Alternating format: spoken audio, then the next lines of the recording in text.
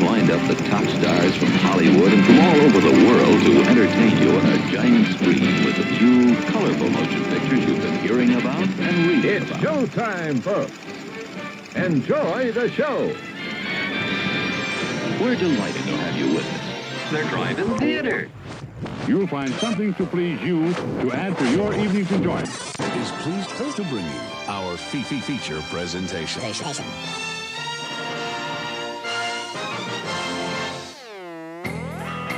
What's up, everybody? Hey, how's it going?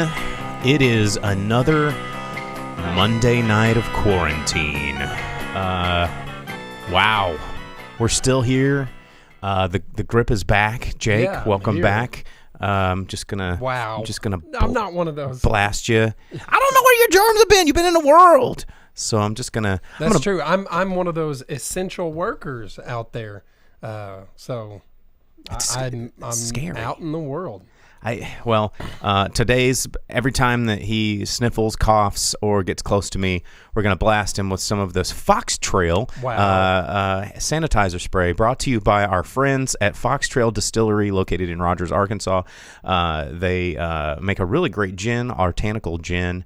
If you're at home and feeling like getting drunk, That's not going to affect my hoodie, is it? This is my no, my it's Kiss not hoodie. bleach. It's gonna kill all the germs on your Kiss hoodie and keep me safe. So I'm gonna hit myself with a little bit of that too, just a little bit, little dab. And not only do you get to smell like a distillery, but you get to definitely smells like boozy alcohol. It does. Yeah. So I'm sorry, officer. I was speeding. He goes, smells like you've been drinking. And I go, no, I've just been sanitizing with Fox Trail Distillery hand sanitizer and sanitizer spray. 70% alcohol by volume. So maybe a little bit of there. I don't know. Yeah, maybe don't try that though. Yeah, can't do it. Anyway, you tuned in not to see us disinfect each other, but you tuned in to talk about movies because that's what we do. Yeah. We talk about movies every week, and being in quarantine, I'm sure you're watching a lot of movies, or watching Tiger King like most of the crazy humans in the world. Well, especially in our area here because it happened so close by. And we have a credited refuge nearby, the Turpentine Creek Wildlife Refuge for primarily big cats, but also they have bears and smaller wild cats and other wildlife. And you can go stay there. It's like a resort. So I know. we have like an actual help wildlife sanctuary place. So if you're really nearby. into Tiger King and you're just like, man, yeah, this is great. I don't know. This is entertainment for us while we're quarantined, and you really want to help these big cats. There's a place in Eureka Springs that you can actually do it. So another really good opportunity to turn something that's hilarious on the internet that you think that you're being a part of just by watching something and commenting online to some actual good. So yeah, Turpentine Creek. We don't get paid by Turpentine Creek, No. but they're really a really great organization, and you can help them out, and they're always accepting donations year round, not just when it's funny on the internet. So there you go. Shout outs to Turpentine Creek. Yeah, it's COVID season, guys, and we're all From out. cuffing to COVID. Dude, cuffing and COVID. A coven of cuffing COVIDs, I believe, is the tongue twister that would go with what's happening right now. And last week on the show, when it was just me, kind of gave you a list of fun sort of post-apocalyptic movies that maybe you guys could check out. Again, like I said last week, no new movies are getting released into theaters because all the theaters are closed. And this is an unprecedented time in the movie industry where, I kind of, I don't know, I say this with a heavy heart, but I'm kind of glad I don't work in the movie industry right now. Ever since I opened up Pinpoint here in Northwest Arkansas, I've kind of taken a back seat to working in the film industry. And, it's been a kind of a somber thing seeing a lot of my friends that live in California or Atlanta that work in the film industry that are moving back kind of more into the Midwest, which I'm like, hey, stay there, you germwad, but they can't afford the rent there, and they're essentially out of work for months because production schedules don't operate the same way as regular jobs do, and it's tough. This is really, really, really rough on a lot of people in the film industry. And I was having this conversation with someone else. They were talking about essential workers, cutting essentials, essential workers, and I had to stop and I say, define essential, because I know that you're working from home or you're quarantined or you're furloughed, or anyway, you're at home, and what is it that you're doing? Well, I'm catching up on movies and TV shows. And I was like, okay, well, let's just say that those are non-essential, and let's get rid of all of that. Let's get rid of your shows. Let's get rid of your movies. Let's get rid of all of that stuff because you don't consider the people working into that industry as essential. How would you be faring? Oh, dude, I'd already eaten 17 bullets and shot my family. And it's like, well, I'd say this is pretty essential stuff, because there is a point that we have progressed in this post-industrial, computer age revolution where, there are things that are essential. That, internet is now an essential thing where you rewind, just as something as little as 10 years ago, and not everybody had internet. Most people were just like, broadband, well, I'll be. And can you even think about dial-up nowadays? No, because we all put a mental block in so that we don't have to. Because if you do remember it, No, dude. I was having this conversation with someone the other day, and this is gonna how go... you were so stoked when you downloaded a picture, it would make the noises and go and line by line, so you could see Kirby or something, or a boob. Wow, I was gonna go there, but I left it. I decided to do something. This show's else. about honesty. Round and pink and soft and goofy. Yeah. This show is about honesty. It's quarantine honesty here on the Drive-In Speakerbox. But no, and that brings me to my list of fun movies. It's a very short list. Or we download halfway and stop. Yeah. Welcome, you got mail. But we're going to be talking about. I'm going to be talking about the '90s internet. And oh no! Yes, and just some of my favorite movies that before there was broadband in every home, before we had cell phones, what the internet looked like in film in the 90s, because we're all sitting around on the internet and we don't know how good we've got it. And that's what I'm going to be talking about a little bit later in the program. And as Jay over on Facebook on my watch party, he got your Kirby boob reference. Shout outs to Amos, who is tuning in over on It didn't initially start that way, but it fit, is all I'm saying. So. Mm-hmm. So if you're tuning in for the first time, maybe over on my personal Facebook, you can write down here in the bottom where it says at the Drive-In Speakerbox, or on the YouTube subscribe. Just go to facebook.com or youtube.com/the Drive-In Speakerbox. And your comments from there will fall into the chat room here, so all the people there can see your comments, chit chat. We can see them really easily, and all converse as one. But the grip. Jake here was not here last week. And that's true. I wanted him to give a chance to sort of talk about some of the movies that you want to recommend for people that might be needing to catch up. Post-apocalypse movies? Post-apocalypse movies. Man, I made a couple of comments on the YouTube for last week, but you missed them. You know what a perfect post-apocalypse movie is? What's that? Judge Dredd.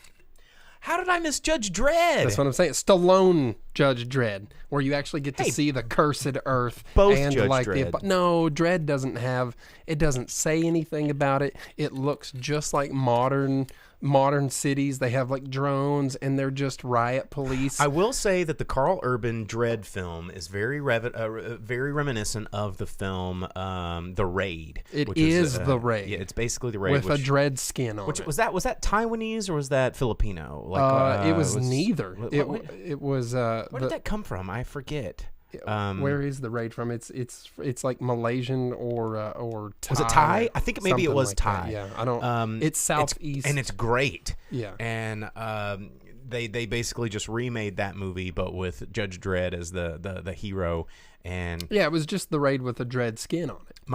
My problem with that film is just like Jake just said here, is that it didn't feel like Mega City 1. Nothing. But the Stallone Judge Dredd, you have like a full-blown Mega City 1. They talk about the apocalypse that happened, because you get to see the ABC Warrior from another 2000 AD comic, the ABC robots, and you get to see the Cursed Earth. He was from Sesame Street 1 with Mean Machine and his family. You get to see all of those things that made it where it kind of has that whole post-apocalypse deal. And then Planet of the Apes was another one that I was saying. Oh yeah. Either generation. Spoiler alert! It was Earth apes. the whole time. But if you watch the new Planet of the Apes series as well, you get to see kind of their apocalypse happens, which is from a disease. And, that was the whole thing. Everyone's trying to watch things like Pandemic, like you were saying. It's like, those are the easy ones. Yeah, get Dig away a little from that. deeper, guys. You did say Children of Men, because that was one of the ones I was going to say. What about Book of Eli? Oh, Book of Eli, where he was blind the whole Wow, there time. goes that spoiler. I mean, come on. But yeah, I mean, things like that. So, and you know what? I made a joke about not watching the Fist of the North Star live action because it's so bad. But if you want to watch series, since you did get into anime and TV and things like that, Fist of the North Star, either any incarnation of the television series or the OVAs or movies, anything like that, it's Mad Max meets Bruce Lee. What's not fun about that? Dude, no joke. Bucci from Facebook comments, he says Indonesia. The raid is from Indonesia. Thanks, Booch. Yeah, so, and shout outs to Dan Robinson, wanting to give a shameless plug for my other show later with Jason Sewell, which you can catch on Saturday nights. But drive in Speakerbox, like and subscribe to this one. Yeah, so Judge Dredd, really good one. Book of Eli. I mean, not the best movie, not but the best movie. It is like a post-apocalypse. It has like its twist that it's not a twist now to any of you guys listening. They probably already forgot. Yeah, but it has its fun moments, and people like Mila Kunis and all that, So Dylan says Carl Urban's Dredd is like a 2-hour version of the Hammer hallway scene in Old Boy and RoboCop had a baby. Yes, I was actually talking about this with a friend of mine the other day about the hammer scene from Old Boy, which is any time that there is a hammer fight scene now, it's just like homage to Old Boy and not the Josh Brolin. What was that movie we boy. watched recently that had a recreation of that whole scene? I don't. There was a movie that we watched just recently. Yeah, we watched picked up a hammer and we're like, oh yeah, Old Boy, here we go. Because it was like a shot-for-shot remake of that scene. Oh yeah. But there's a lot of things that do copy that because it's one of those iconic things. A long single cut. That's a tracking shot where they're on dolly rails and there's the dolly grip and the AC probably on a big fancy pneumatic dolly going around, and the choreography of scenes like that are super, super awesome. Well, and unfortunately, kind of like I think you pointed out there's a lot of people that have not watched any of the Vengeance movies. Oh, no. And they're Sympathy not for Mr. familiar Vengeance, with that. Sympathy for Lady Vengeance, and and then of course Old Boy. It is a thematic trilogy. For those of you that love Old Boy, check out the other two, the two that kind of fit together in that world, and I don't think you'll be disappointed. A couple of shout outs. Let's see. Merle says that he remembers his big bro introducing him to Fist of the North Star when he was 10, and it was awesome. And Fist of the North Star, another one of these post-apocalyptic sort of wasteland animated films. You know what is not a good movie but does have its fun moments and is post-apocalypse? Highlander 2. I said it. I opened up with it's not a good movie. Now, if you watch, there's one cut where instead of being from a different planet and being aliens that transplanted onto Earth, they make them where they're from the ancient past, and they get their soul transported to the future, which is not good, but less bad. But Connery gets to be very cool in Highlander 2. I mean, okay, at least it's not Highlander 3. Well, yeah. I mean, Is that the one where the time travel stick, or is that part 2? everything after. No, 2 is the one where Ramirez comes back and Ramirez was killed by the Kurgan. Come on, man. We all know that. Yeah, it doesn't matter. But that's one of those other movies. It's out there. It's something to watch. It is post-apocalypse, and the world is surrounded with like weird red or blue sky. I can't remember what color it is. And they have to like fix that or something. But there's a fun scene where the Highlander and Ramirez are counting how many bullets each one got shot with after they wake up in their body bags. I will say that Ramirez, if we're talking Highlander, like what an amazing character that is an ancient Egyptian that's a Spaniard. Trained by a samurai that is played by like a Scottish dude. Yeah, like, it's the best. Dude, Ramirez. And then rules. you have super French. Conor McLeod. Yeah, you have super French. What's his name? Christopher Lambert. And yeah, and he has his wild accent. I deal in antiques. Yeah. Yeah. And he, Highlander's fun. So just watch the Highlander. Ramirez, don't leave me. Like, dude, his accent is so. It's the Kurgan. He just talks so strange. Like that's no because one he was raised in so many different time periods and lands, and his accent's an Christopher amalgamation. Lambert. Yeah, the character. No, I thought you're like Christopher Lambert. Oh, like, no, just in general. Well, no, but, he's like that in every movie. Like I remember yeah, because he gets to be Raiden. Have you ever seen this? Okay, talking about weird kind of underground, not quite apocalypse movies, but if we're gonna dig the barrel here and get strange, there's a Christopher Lambert movie that now is the time to get strange with movies. But it's an old Luc Besson. I think it's Luc Besson movie because I like those weird Luc Besson. It's called what Luc Besson movie is not weird? It's called Subway, and it's kind of like if they were going to make The Warriors before The Warriors, but in France. And then there was also a James Bond character, which was played by Christopher Lambert. Amazing soundtrack. How do you say warriors in French? Warriors. Yeah. Come out and play. Come out and play. And they have baguettes on their fingers, like crouton baguettes, making clicking noises. Flap, flap, flap. Yeah. Anyway, so yeah, of course, Highlander 2. It's apocalyptic. It's not a great movie, but it's not. But Highlander's good. You went over a bunch of them, so I was limited on what I got here. But I fully support the watching of Judge Dredd and anything but the live action of Fist of the North Star.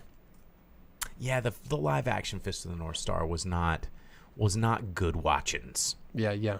Everything else post-apocalypse is like, you could say that RoboCop is because it's in like the future and everything's trash, but it's been rebuilt. That future, I think it was like in 2004. Yeah, but the way that we're going right now, that could still be it. Paul Verhoeven had everything right. You could have Omnicorp show up and just make like Walker arm gun murder police. Yeah. But if Alex Murphy shows up, they're in trouble. Drop it. Yeah. To serve and protect. Leg gun. Yeah. Yeah. Dude, Paul Verhoeven. What's cooler than the RoboCop theme song? Almost nothing. It's pretty awesome. Yeah. But speaking of Paul Verhoeven, not necessarily a post-apocalyptic movie, but a movie about like when our resources run out and we leave our planet, which I mentioned. Showgirls. Yeah. Hey, shout outs to all of our workers in the adult live industry that are can't work right now, and because of social distancing.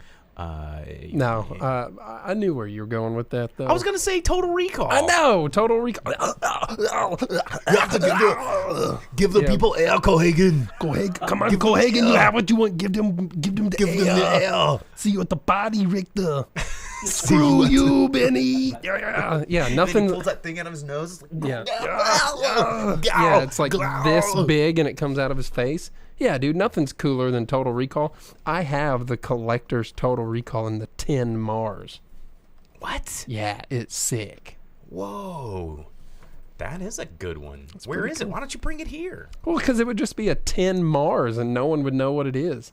So, it doesn't say Total Recall emblazoned across the surface of Mars. It just is Mars. Coming off It'd the be cool comments, if it had like the 3-finger handprint thing. Oh, with the Martian Yeah, fingers. to like engage the Aya. So Chase Goforth from the Facebook comments over on my little watch party wanted to ask if we had mentioned Steel Dawn with Patrick Swayze.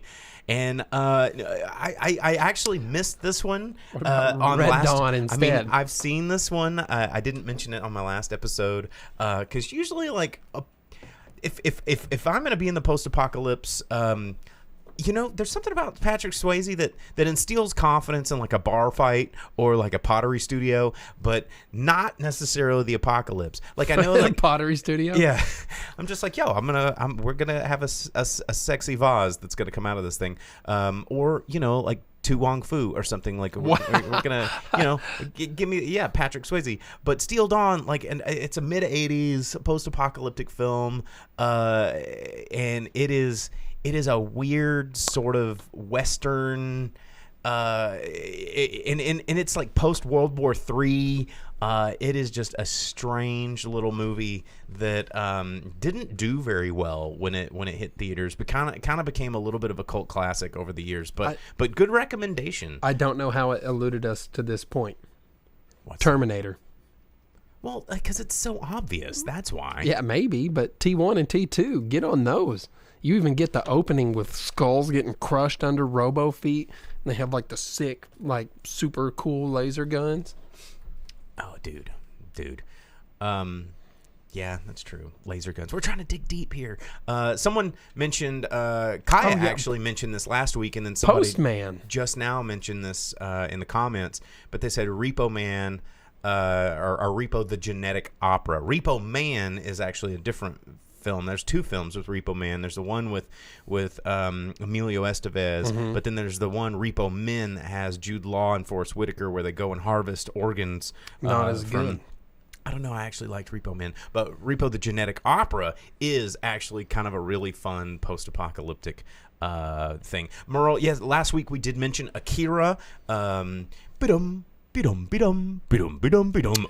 yeah, we mentioned Pills and that one. Clowns, man. Pills and Clowns. You got to have those future Boso boys. You got to. Conito! But McLean says The Postman. Yeah, The Postman. You mentioned Waterworld. I did mention time. Waterworld. Yeah. Good Kevin Costner post-apocalyptic With the films. smokers. How did they get all the tobacco? Where are they growing the tobacco if they don't have any dry land? That's just one of those magical things that they have is unlimited cigarettes to be smokers. And they have their jet skis that they keep tethered underwater, and they cut them loose just when a boat goes overhead. Waterworld has some cool stuff in it. It that really makes does. no sense, but it's very cool. Going out to Mark Landry, he asked if we remembered A Boy and His Dog, and that was one that I mentioned last week. You did, yeah. Show. Yeah. A little Don Johnson, a little death by snoo action in that film, if you know where that reference comes from. Let's see, Dylan over in the comments on our actual chat room page here. If you want to get in on this chat, this one right here, you can go to our actual Facebook page, Drive-In Speakerbox. It's facebook.com/the Drive-In Speakerbox, just like right down here in the video, or our YouTube page, youtube.com/the Drive-In Speakerbox. You can subscribe. Please like and subscribe. We've been doing this for years. I've been hosting this movie review show for almost 17 years. Please like and subscribe. I've been doing it for a long time, and now is the time for people to jump on this content. And I would really appreciate it. Well, yeah, he's saying Salvation's the only one that takes place in the after apocalypse. But you know what? Why would you watch it when you can watch T1 and T2 that have scenes? That's true. I mean, it has a little scene, and they're preventing it. It all has to do with it. McLean mentions the prologue from Fantastic Planet. Fantastic Planet. René Laloux, great French animation, one of my favorites. Great soundtrack. I don't know if I mentioned it last week, but I've mentioned Fantastic Planet a lot on the show because I'm a huge fan of French animation. Chris Clark coming on Facebook says Zardoz, and we have talked about Zardoz at length because if you need to see Ramirez in a Speedo thong, wearing nothing but his ponytail. Then Zardoz. You can check that one We out. do talk about Zardoz like too much. I feel for like. Why would you not talk about Zardoz? He's got like you ever watch the old original Liquid Television Aeon Flux with the dude with the long hair? He's got like the long hair braid, and oh dude, yeah, it's just Zardoz is where it's at. Zardoz has him ending up in weird futures hippie sex cults. Mm-hmm. And then you find out why it's called Zardoz, and you're like, really? It's like, yo, it's a twist, and it makes you think, and you're just like, Nah, dude. what? I watched 2 hours of naked Connery for this. For this, that was the payoff. Oh man, I just had another one in my mind that was the Fahrenheit 451 movie. They just made that new one with Michael Shannon and Michael Shannon's good. Michael B. Jordan. They're both good. Yeah, two popular Michaels. The Michaels. Yeah, Michael, yeah. It was like a HBO movie, I think. Double Michaels. Let's see. Yeah, I mean, we've got a lot of like. Look at this. Quarantine is throwing our viewership like out of control here. Yeah, because we don't have any new movies. Like, we got to talk about these old movies. You talked about Escape from New York, right? Of course, and I showed my Snake Plissken branded eye the patch. eye patch, yeah. Yeah, of course. And L.A. holds up now. Duke in New York, #1. And then, turns out that Snake Plissken is no one to mess with on a b-ball court. No, dude. Slam dunks from the free throw line from the other Yeah, he other makes side like of the court. 500 points in 10 seconds. Boom. That's how he do. That's how Snake do. But yes, I mean, are you guys taking notes? Because listen, but as Kaya said, yes, okay, but Repo, yes, Repo, the genetic opera. I know I missed that one last week. I apologize, you guys. Again, I don't write anything for the show. We sit down and we go, what are we going to talk about today? Let's talk about movies, and we just let it roll because we have been watching movies. Why did we get the? What is that? Where did we get that from? It's like, Producer over here. look at these two movie boys. So, question, Jake, question for you. We're just going to use our real names here because it's quarantine. We're going to get personal. We're going to get real. Let's get real. Because names. I know that some of our viewers, like, shout outs. We got a viewer in Michigan there, but Vince, one of our regular viewers in Chicago. My name's Bo. That's me, boom operator. That's where the name. And I was a boom operator, but this is Jake, and I have karate grip wow. kung fu grip. Kung fu grip. Yeah. But did you ever work in a video store? Yeah, we both worked at a Hastings? the same Hastings, but not Just at in the different same times. time. Yeah. So Not too far apart, but yeah. and you different worked in a times. movie theater. I did. Yeah, I worked at a Malco, semi-national chain. So growing up, working in video stores as some of your first job, you end up watching a lot of movies and videos and DVDs and Hey, yo, Chico, you see that? a Johnny Dalton up here. We know Johnny is Sam, but we like calling him by his username over on YouTube. Thanks for tuning in, Sam. But we've got a long for those of you that are just new in, a lot of new viewers. We both kind of much like Quentin Tarantino, watched a lot of VHS, a lot of DVDs, a lot of old movies, worked in the video stores, worked in movie theaters, and then I ended up working in actual films. And Chase Gus says, I miss Hastings. And Dan Robinson also says Hastings. We all miss Hastings. Like, I want a Hastings right now. For what? The world needs Hastings right now. Because of the same thing we tell people where you just walk up the video aisles and you find something that looks cool based on its box art, and then you go home and you watch it and you discovered something and you can share it with your friends. Yes! Okay. Hastings, you're an entertainment superstar. Do. The video section was cool. And the music section was cool. No. And the book section was cool. I was like, I like to go to Barnes. Used books were dope. Used books were cool. Everything about Hastings was cool. No, not once they raised the price on the needs knick-knacks now and the dumb stuff. Is Hastings, sweet Hastings. It's Yeah, the entertainment store that we've... What? Wow. Yeah, we need the air horns. Where were all of you when Hastings needed you? So Mark just says, I described a movie the other day as lots of cool people used to check it out from Hastings. Yes. Yeah. Hastings was the jam, you guys. But anyway, and then I went on and actually got kind of a career as a boom operator and a field producer in the movie industry. Worked on several films, worked on a lot of TV shows, but we've been doing the show for a long time for a lot of you people at home, and been reviewing movies for over 15 years. So yeah. You know what? On that Hastings tip, Megan used to work at Hastings too, and she just said that employees would get a free paperback every now and then if you tore the cover off. Oh yeah, that was what do we call those things? We called them stripped books. Yeah, stripped. That's actually how I read one of my favorite books ever. Actually, my number one favorite book. Yeah. Well, that's how I got into Raymond E. Feist, one of my favorite fantasy authors. Was I got a strip of Betrayal at Krondor? Was that one? So, my favorite is The Walking Drum by Louis L'Amour, because it's like a journey through all parts of the world, and he learns and grows a big mustache and like. Is that why you have a big cool mustache? No, it just helped. Wow. Yeah. Well, I think the people at home, now that we have so many live video viewers, the people that are listening to this on our podcast, which you can download previous episodes over on Spotify, Google Podcasts, Apple Podcasts. You can hear us talk about Zardoz too much. A lot. But a question from my Facebook, they said, are you drinking wine? No, I'm not drinking wine. I'm drinking a mixture of things that I found in my shop here. I have a bottle of Smirnoff vanilla vodka and Coca-Cola Zero because quarantine.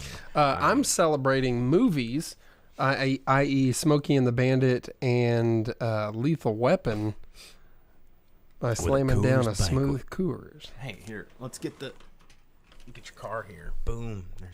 Here we go. Right there. This is the delivery wagon. Yeah, the one that ran blocker for the truck bringing the Coors. And Jen Sweeney says, "Are you wearing pants?" I can neither confirm nor deny it. Trade secret. Yeah, it's maximum comfort here in the studio at the Speaker Labs.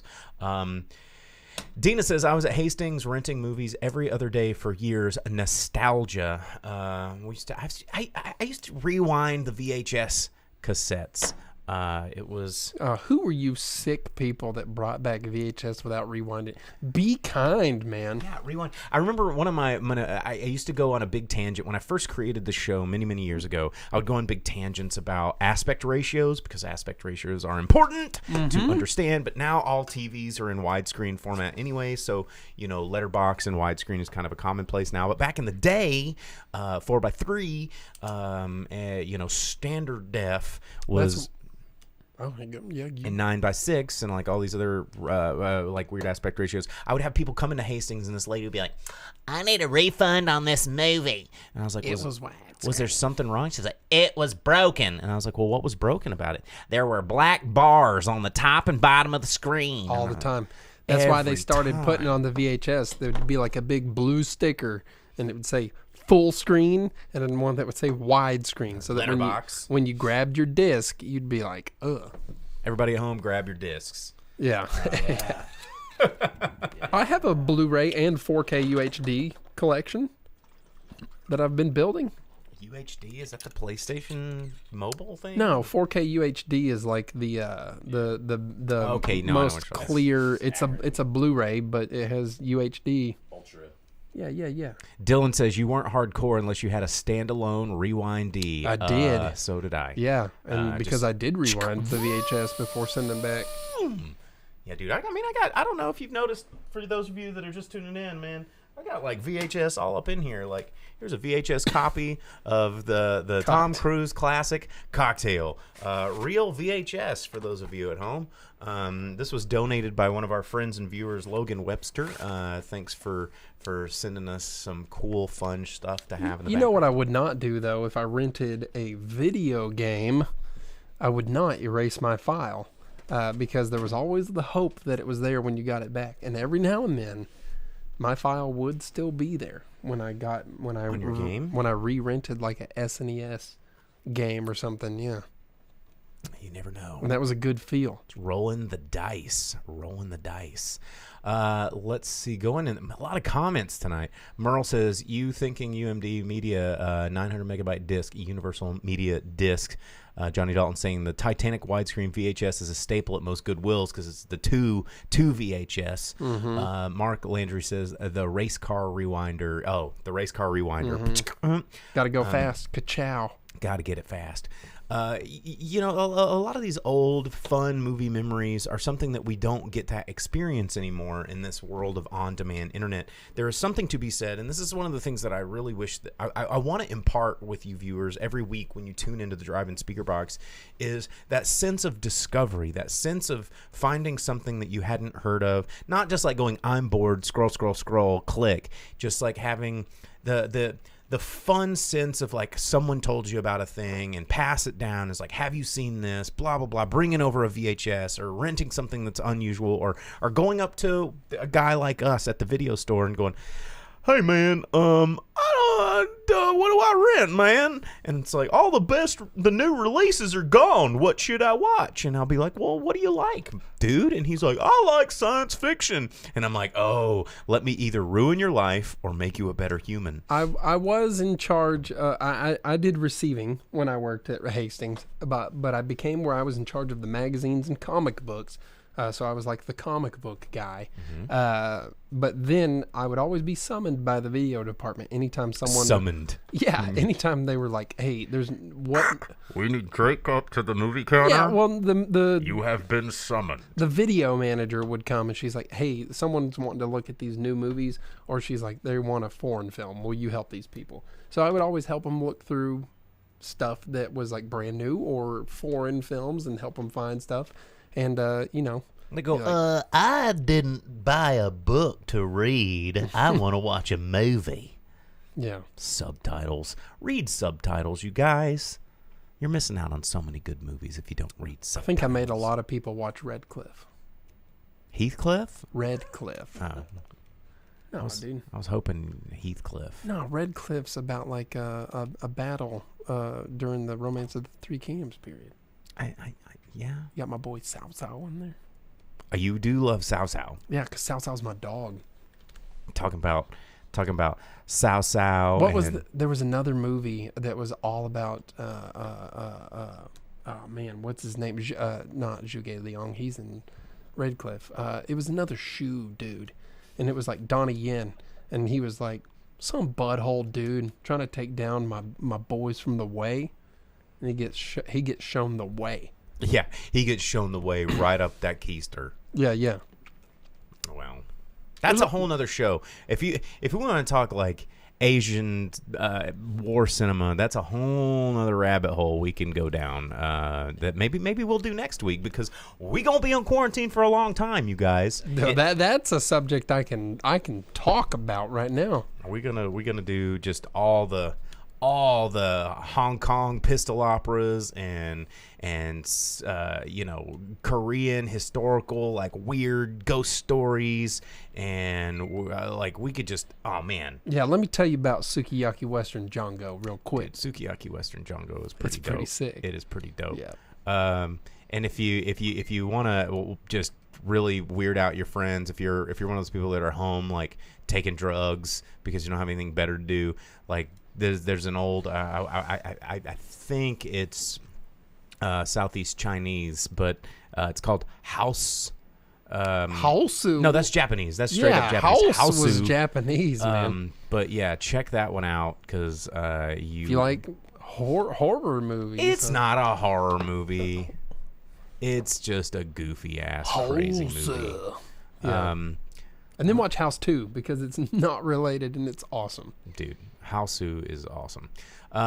Okay, well, I know that we were just going down the rabbit hole with the comments. So we've got Lauren the Master saying, "Hey, from quarantine New Orleans." Shout outs back to New Orleans. We hope everything's going well there. I hope they're social distancing there a little bit better than they are here, because it's a very busy everywhere. People are just like 6 feet. What? Yeah, it's pretty crazy. Dylan says the influence of Lone Wolf and Cub and Seven Samurai on some dude. Okay, so Lone Wolf and Cub. Wow. Okay. We're just doing it now. We're going for it. So much for my 90s internet list. Lone Wolf and Cub. Oh, Lone Wolf and Cub and then Zato Zatoichi the Blind Swordsman. Hold on, pause. Zatoichi the Blind Swordsman as a subtitle is the one that has our boy beat Takeshi Kitano. That's the worst one. That is the worst one because they make him blonde and they give him superpowers and it's dumb. But they also make him Takeshi Kitano, which is awesome. But we're talking about my dog Shintaro right now. We're talking about Zatoichi, man. Ichi, that means one. There's only one Zatoichi, you feel me? And that's Shintaro because Zatoichi movies are very good. Let's talk about Zatoichi meets versus Yojimbo. the Chess Master? No, Yojimbo. Have you seen that one? I have. I've seen It's all the the best Zatoichi. one. But no, Dylan is. Oh, now we've rabbit holed. This is next week. No, next week. But no, I want to mention that because everybody's like, oh yeah, there's a really cool like Rick and Morty short on Toonami, blah. And it's like, Rick, Samurai Rick, and it is essentially a Lone Wolf and Cub short where he's pushing Shoguns. The Shogun Samurai is what they call it in the English live action release. Lone Wolf and Cub. Dude, there is a marathon. If you need a marathon of stupid fun, crazy, awesome, like Japanese sword fighting movies, you've got Lone Wolf and Cub and Zatoichi, and that's going to keep you busy till April 30th, easy. Or you could watch all of the movies where the character Yojimbo shows up, because you have Yojimbo, Sanjuro, Zatoichi meets Yojimbo, and then you have Incident at Blood Pass, which is Toshiro Mifune for the win. It's still Mifune playing the character of Yojimbo, but it wasn't actually a Kurosawa movie. So there's 2 Kurosawa and 2 non-Kurosawa movies that all have Yojimbo in them. Dude, Yojimbo and Sanjuro. How would you have ever known about Incident Blood Pass without me? What is that about, man? What are you doing? just disinfecting just a little bit. So Chase Goforth said that the best part of The Mandalorian was the Lone Wolf and Cub vibe. Like, it is space Lone Wolf and Cub. I've been telling that to people. They're like, what's a Lone Wolf and Cub? And I was like, The Mandalorian. Watch it. It's so good. If you've never seen Dylan or read it, how about you read it instead? Yeah, it's actually a pretty good read. But I mean, any parents out there that still have newborns that they need strollers, make an attack battle stroller. Especially now when you're going to like Walmart and people want social distance, and then like swords split out the side of it, and you can like cut off their bangs. Yeah, I mean that was. But yeah, you want to dive deep for those little ancient baby bangs. Oh man, Lone Wolf and Cub, that's a whole nother show. But I wanted to talk about 90s internet, because let's do it. Can we talk about movies that isn't necessarily the internet, but is a computer using a program running through the internet, a la Jurassic Park?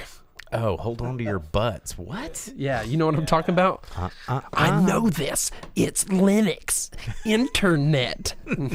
Control Command. I'm doing it. I'm closing the doors. Oh, see, well, that's one of the things that I loved about 90s internet is, like, firewalls were literal, like, walls.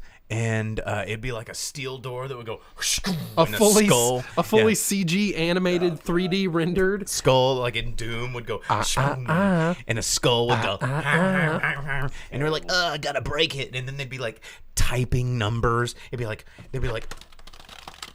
and then all of a sudden it would just like into like pixels, and like, we're in. Dude, Dylan says War Games is OG, but that was pre-90s. That was pre-90s, and that was like, put the phone on the modem, and like we're like a la Weird Science style, but even deeper, because Matthew Broderick and it was like, do you want to play a game, Thermonuclear Holocaust or whatever it was called? And he's like, yeah, sure, let's play that. Lawnmower Man. So Dylan says Lawnmower Man. Yes, Job. That's what I'm talking about. I'm talking about Lawnmower Man. I'm talking about Virtuosity. I'm talking about Johnny Mnemonic. I'm talking about Hackers. I'm talking about Sneakers. I was waiting for Hackers to come there. What was that movie with that kid in the school, and it had Patrick Stewart? Did that come out? That was early 2000s, or was that 90s? You know what I'm talking about? Where he like crawls through the vents, but he's like, I'm gonna hack all this stuff, and Patrick Stewart's like trying to murder him, but he's like, I can get through the vents. And then he's like, you know what I'm talking about? Well, it's like, Hackers did it too. Like every 90s movie had like a kid that would get a keyboard and be like, and like the sprinklers would come on and he'd get an A. And like I love the 90s internet because you could never do any masterminds, Chase's masterminds. Yeah. Or like the dude like Jesse in Fast and Furious, where he's like, I don't know if I can do it, man. There you go. I fixed it. All the computer things. Yeah, that's how you do it in the 90s. And everything was on dial-up, so it would go slow. Except in the movie. Except in the movies. And so a fun thing about the movies and movie internet, and they still do to this day, is that they have people that create user interfaces that don't exist so that they can portray the information on screen really quickly. And that's why it's so informative and easy to read and not... Like, enhance, which everybody knows from CSI. Can you enhance it? I don't know. It's pretty blurry and fucked up, and someone spilt Coke and cigarette ash on it. There you go. It's better now. It's approximately 2 pixels by 1 pixel. Now move it to the left, and Enhance. they're like, now rotate it 180 degrees. Yeah, the camera definitely had that angle. There you go. Dude, Enhance sector S7. It was so good, man. And Merle says the net is pretty bad, but the net was also a pretty good, or the cell, if you want to get really weird, but that's not quite 90s. But it's the net. There was a lot of accuracy actually, or more so than the movies you mentioned in terms of the interfaces or the process. Our resident computer nerd hacker, the producer over here. I'm interested in this hackertyper.net that Mark's talking about. So is it just a bunch of like videos of guys like cracking their knuckles and then just like speed typing? So Merle says producers created a program for Sandra Bullock so she could just smash keys and it would display the proper syntax. That actually happens a lot. PowerPoint? Is that what it was? Well, yeah. They created an interface, but there's the actual. If you take away the interface and the actual process that she's doing, it's actually pretty accurate of how you would crack or gain entry into a system. Well, speaking of not like being able to crack or gain entry, Dylan brings up one of our favorite subjects here on the Drive-In Speakerbox. He says the user interface of the computers in First Kid and Blank Check. Dude, First Kid is a movie that's forgotten about way too often. I'm talking about my boy Sinbad, right? Dude. Shazam or whatever. What was the Berenstein Bears deviation of the Sinbad movie where he was the genie? Yeah, it was the Sinbad genie movie. That's one of those Mandela effects. Yeah. Man. The 90s internet was great. Like Virtuosity was one of those weird Johnny Mnemonic where you go, ka-chunk, I have 10 gigabytes of data in my brain. If we're going to get into real 90s internet here, can we talk about the Reboot cartoon and Reboot? And Johnny Quest adventures where they would like whoa into the internet and have like that's 2 separate rabbit holes because Reboot, they tried to reboot and I'm talking about the CGI Reboot cartoon where they were all about internet and where there was sprites. Like megabyte and then hexadecimal and like all the little bits and bytes. Dude, that show was really cool, and that was good quality. That was early 2000s, but good quality 90 internet. But you know what I'm talking about with the Johnny Quest too, right?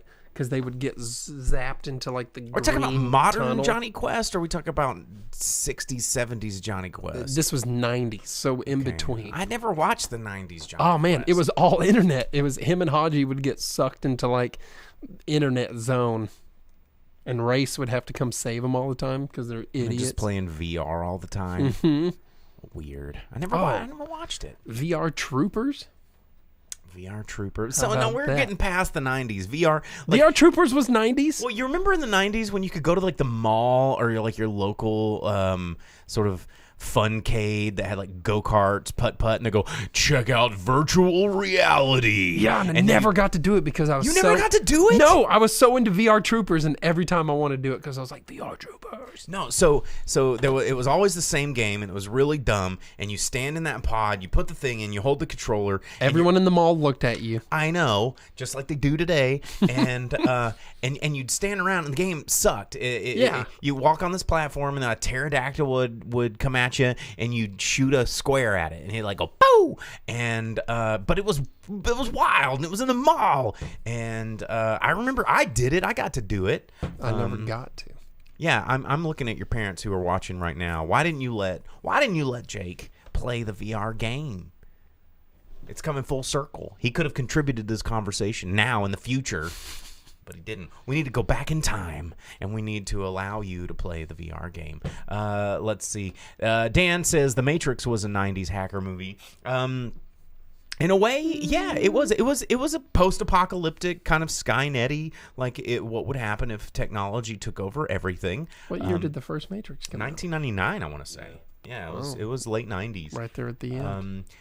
Johnny Dalton says Die Hard with a Vengeance was a 90s computer film. Yeah, I mean, that's true.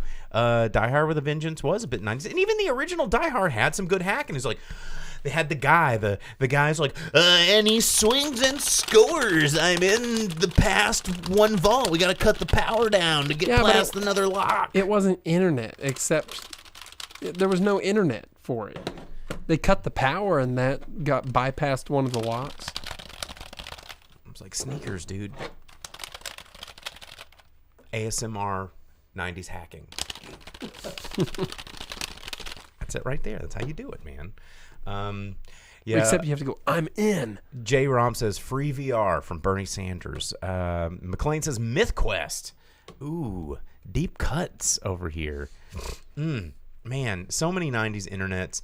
I just love, I don't know, the thing about going back to what we were talking about with AOL and CompuServe and Prodigy and the Imagination Network and like all of these things that the 90s internet people remember, is I feel like the lack of availability and the dial-upness, the slowness, made every website that you either made that was a fan page and a part of a web ring, or like whatever piece of pornography you tried to download, or like whatever, like Wares, which I always thought was Juarez, like the place in Mexico where anything goes, and then I didn't learn until like I was an adult that it was Wares, like softwares. I was just like, oh, dude, Juarez, that's where all the bad shit happens. Like all this piracy happens in Mexico.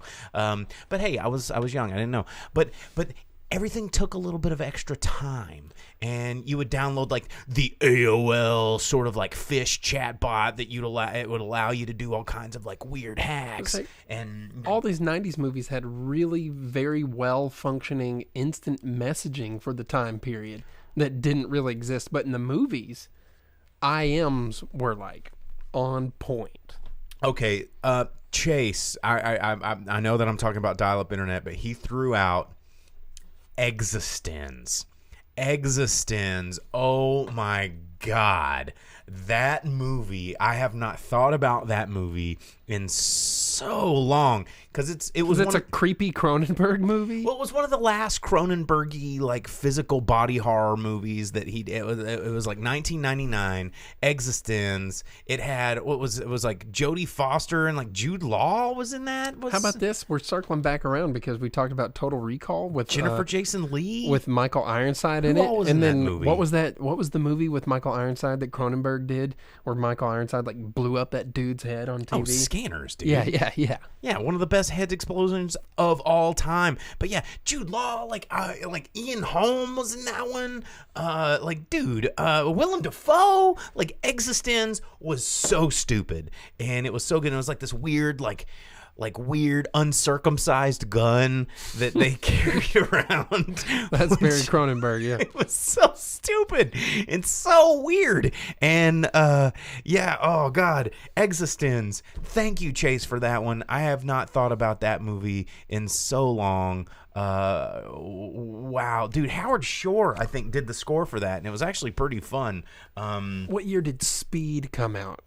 It was in the 90s. Are you talking about Keanu Reeves? Yeah, man, because that had nothing to do with anything that we're talking about. Yes, it did too, because Dennis Hopper's character was on the internet the whole time. It was like 94, 95. Because he was watching them on the TV, and he was sending commands and all that stuff. It was like GPS, and kind of like in your favorite movie, Fast and the Furious, where they control the World War II nuclear submarine via Bluetooth or something from a satellite, which doesn't make any sense. Charlize Theron's the one that did it, man. Yeah, dude. I don't know. Charlize Theron. Man, I'm out of Coke Zero. Somebody got to help me out over here, because I'm not going to drink just straight vanilla vodka. It looks like you are.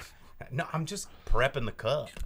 Johnny Mnemonic. Let's see. Dan says Johnny Mnemonic was that movie where John Wick was Neo. So Johnny Mnemonic was actually based. I can't because I don't have notes, and this is all completely off the top of my head, live on camera and microphone. It was either Isaac Asimov or the other famous science fiction. It was based off a short story of his, and it was really good. And I don't think it was Asimov. I think it was someone else, and it wasn't William Gibson because he did Neuromancer, which is also, if it's not a movie, it's always been fabled to be a movie, but should have been. If you need a really good kind of 90s internet movie that was a book but written in 1980, check out Neuromancer. But it was a short story in a collection of works. Google it for me. And Johnny Mnemonic, one of those. And again, Takeshi Kitano is in that movie. Believe it or not, he couldn't speak a lick of English, but he had like a laser finger and he could slice. Philip K. Dick, thank you, Dylan.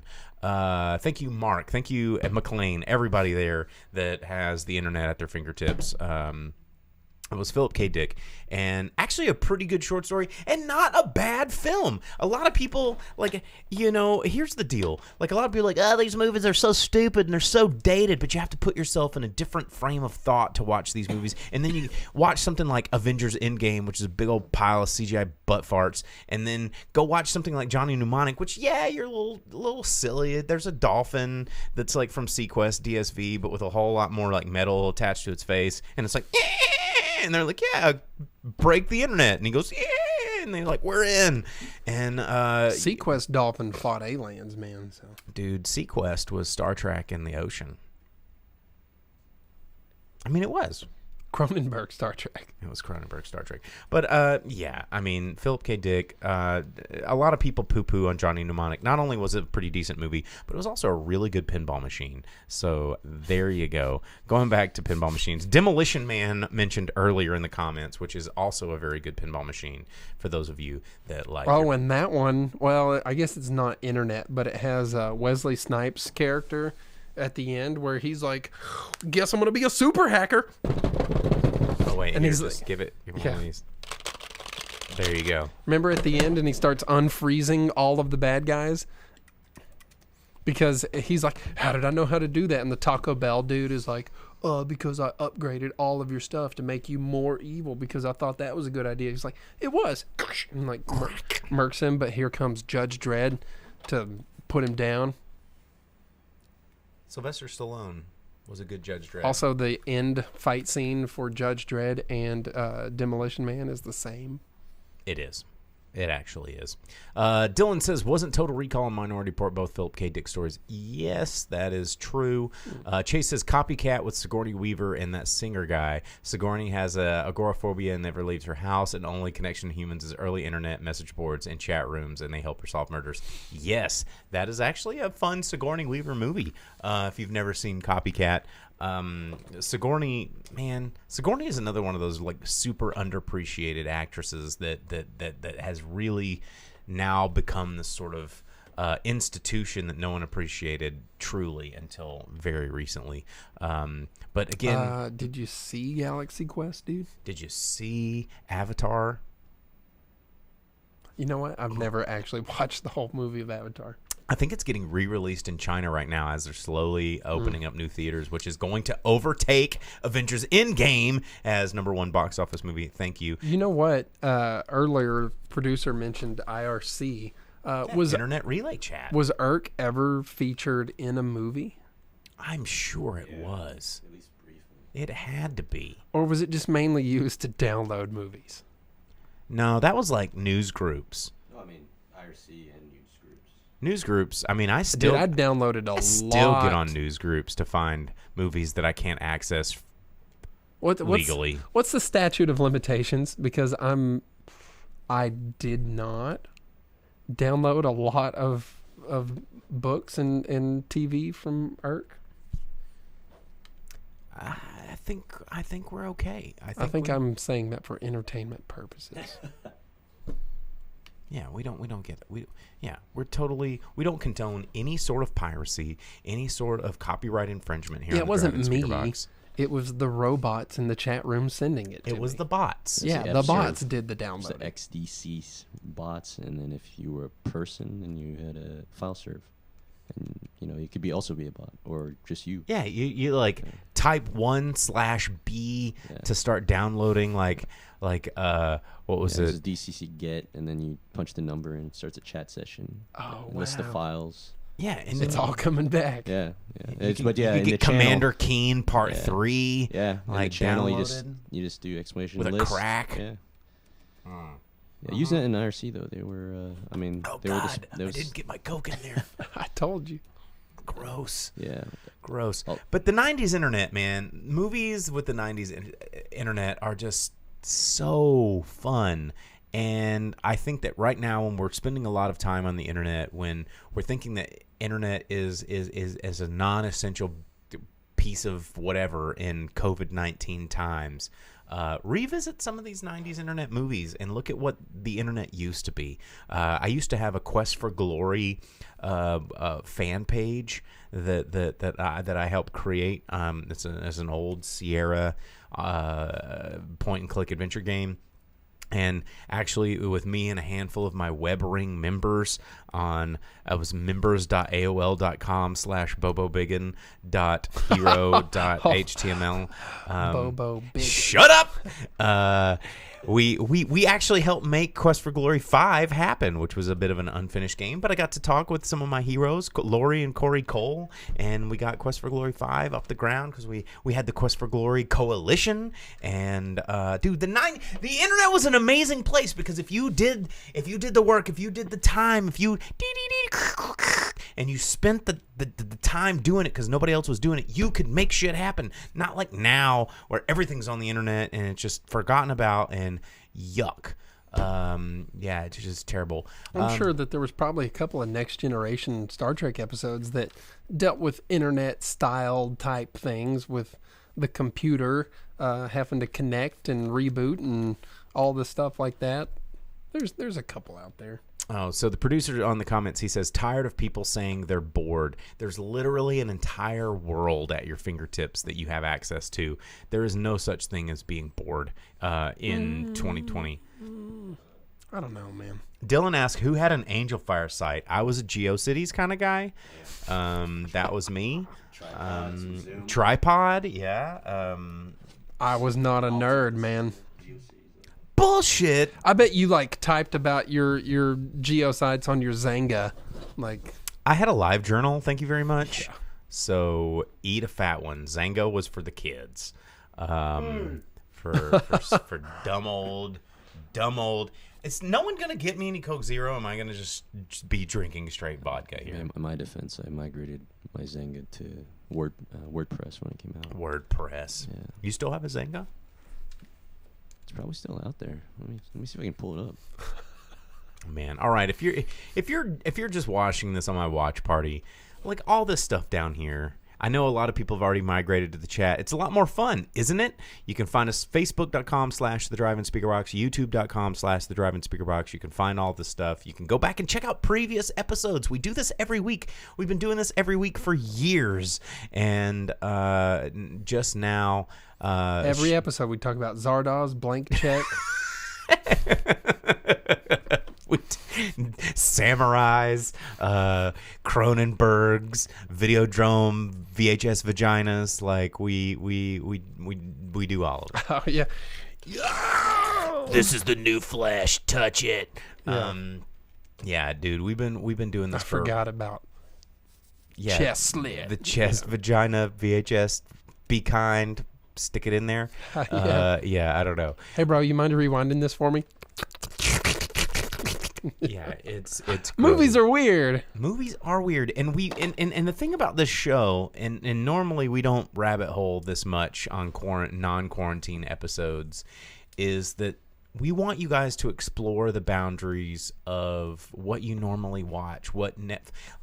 There's been this sort of timeline of things that has driven me crazy in the film industry because I've been doing the Drive-In Speakerbox long enough to where I remember the transition from DVD to streaming and the cloud, and I was just like, I was prophetizing from my soapbox when the battle from Blu-ray and HD DVD, on the radio, on Drive-In Speakerbox. Me on there going, oh, this is bad for everybody because guess what? If we're going to move to this physical media, we're going to lose half of all of our collected works because that's what happened when we made the migration from VHS to DVD. We lost half of the movies that we had access to, and now we're on Blu-ray, we're losing half of those, and now we're on streaming, we're losing half of that. So we have fractions of the movies that you can actually see, but they're still out there. People on YouTube are uploading them. People are going out there and you can search for them and you can find them in weird ways. If you just look a little bit harder than what's on Amazon Prime or Netflix, you can find these crazy old movies, and you're like, but it's not for free. I mean, I have to pay $2.99 to download and view. Yes, spend the $3 and enrich your life, especially during quarantine. Like, this is the time. It's like 3 or 4 movies for the price of one ticket to a regular theater. But you know what? Talking about that and the being bored thing, I'm letting a friend just hit me with it. Not that much. Come on, man. Okay. I'm trying to disinfect your ass. You just coughed. Yeah, dude, I've had a cough for like 2 years, man. I ain't got the Roni. But I'm letting a friend. You remember that Vanilla Ice song? What's it like having a Roni? No. Like, we need to pull up that jam. That's the DJ side of me coming out. What's it like having a Roni? Like, just, you'll find it. It's okay. Trust me, that right there is going to be a lot funnier after the show and you Google it. I'm letting a friend borrow my 360 right now. And I was looking through my games and DVDs, and I was like, well, all my games are shooting games or fighting games, and all my DVDs are samurai movies and westerns and stuff like that. And I was like, oh. Just like a lot of Kino and a lot of Criterion. Yeah, a lot of Criterion collection stuff. And it's like, oh, no one's going to want to watch this except for me. Oh, there it is. Turn that up a little bit more. That's Vanilla Ice. That's Roni. What's it like having a Roni? We're limited on how many seconds. Like having a Roni. And I'm pretty sure that back then in the 90s, Roni meant boner. So, the boner epidemic. Why would he rap about that? What's it like having a boner? Did he not know? Having a boner. Or did he just want his homies to tell him? He's like, yo, bro. What's it like having a Roni? What's that like? And they're like, you're making me uncomfortable, dude. Yeah, step off. Go, ninja. Go, ninja, go. Yeah. I mean, get out of here. Oh, dude, Donatello probably uses the internet in T2. Dude, Donatello is an early adopter of the internet. Hey, if you've never seen the original TMNT movie, check that out. It's on Netflix right now. 30 years ago today. And it is still just as good today as it was back then. Mark Landry saying archive.org has all kinds of old movies in the public domain for free. That is correct. You can check out a lot of really cool stuff. Just and something I say a lot on the Drive-In Speakerbox, just because it wasn't made in your time doesn't necessarily mean it's bad. Sometimes it's better. Like like in TMNT, if you watch it and you live somewhere with a pizza place that still has a 30 minutes or less policy, they teach you how to get free pizza, man. Just hide in the sewer. Yeah, dude. Pizza dude's got 30 seconds. Jay on Facebook says, I was gone for a while, got flagged for streaming Holy Mountain on here. Little Alejandro Yorodowski film. I was actually talking about Yorodowski earlier today, actually, about if you've never seen Yorodowski's Dune, which is a documentary about Alejandro Yorodowski trying to make a Dune film. You could check it out. That's really good viewing. Bookmark that. Dina says the original Night of the Living Dead is in the public domain. Yes, there are a lot of really crazy, weird, black and white old horror movies and science fiction movies that are currently in the public domain. A lot of fun. If you're trying to kill some time, you can do it right there on the internets. Let's see, man. Giving shout outs to Dave Calhoun. He says, what's up? A lot of people tuned in tonight over on multiple streams. Again, if you're tuning in, check us out. I know if you might be watching on my personal Facebook watch party, again, going in, shameless self-promotion, facebook.com/the Drive-In Speakerbox, or right over here, youtube.com/the Drive-In Speakerbox, or you could subscribe to just the audio version of this podcast over on where you ever get your podcast, wherever that happens. Man, we've been talking a really long time about a lot of nonsense tonight. This has been a weird show. Normally we have like a structure. We talk about what's coming out in movies every week. We talk about the box office roundup. We review a film that was in theaters. We can't do any of that with COVID. Dude, I even looked because here at the beginning they were putting some of the movies that were in theaters out where you could watch them at home and everything. So I was like, well, what's been released out like that? Nothing. They were like, well, this is not going to work. So they only did that to save the movies that were already out, like the Pixar movie and Bloodshot. Onward and Bloodshot, which I watched Bloodshot the other day. Oh, yeah. Yeah. What'd you think? It was pretty 90s comic booky. Vin Diesel it was very 90s. I can't believe Guy Pearce signed on to that. But I don't know. There was that movie where he escaped from that prison in space, and yeah, that movie rules. Yeah, it was pretty good. I mean, if we're going down the Guy Pearce thing, Ravenous is the movie that you need to see. Yeah, a lot of stuff here in the someone in the comments talking about Apple Dumpling Gang and Shaggy Dog. That's the conversation I want to be on. Apple Dumpling Gang? Yeah, man. Did you not watch that? It's been a long time. I watched it when I was a kid for sure. What's your fondest memory of the Apple Dumpling? Dude, I don't know. That's going down a rabbit hole. I know I like apple dumplings. Yo. Yeah. Or the peanut butter solution, if you want to get even weirder about like food-based, weird, strange movies. Mark Landry posts a link to archive.org with Roger Corman's 1959 beatnik murder comedy.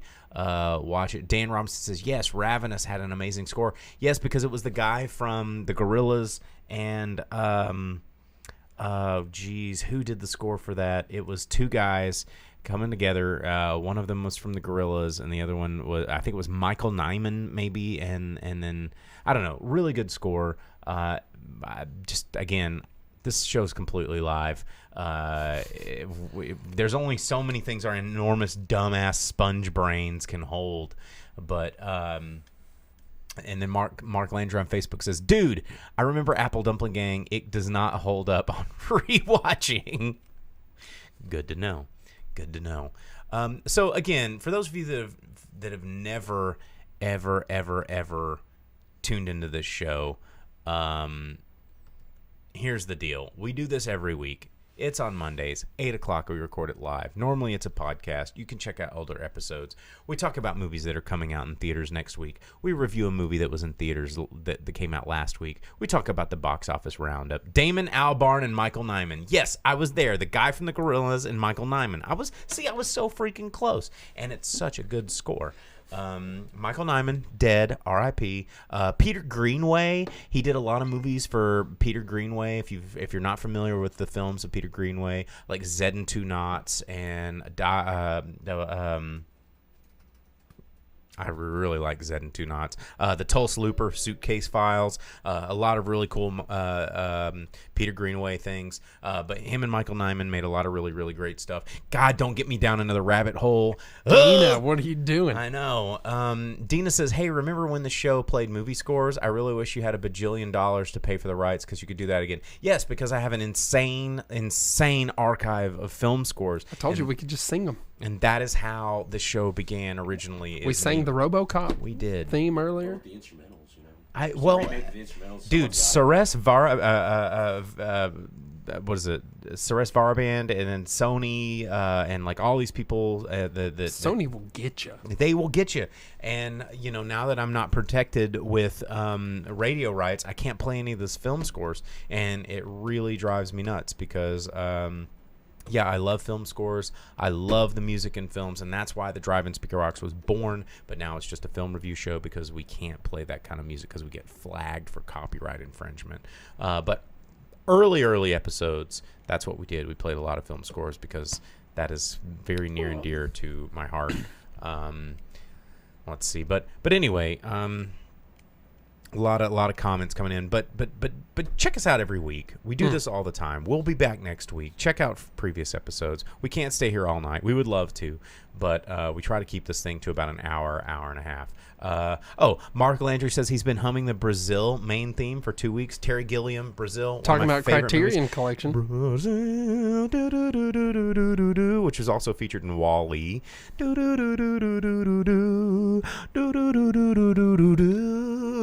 do do do, like bum bum bum bum bum bum bum bum bum bum. Dude, Brazil.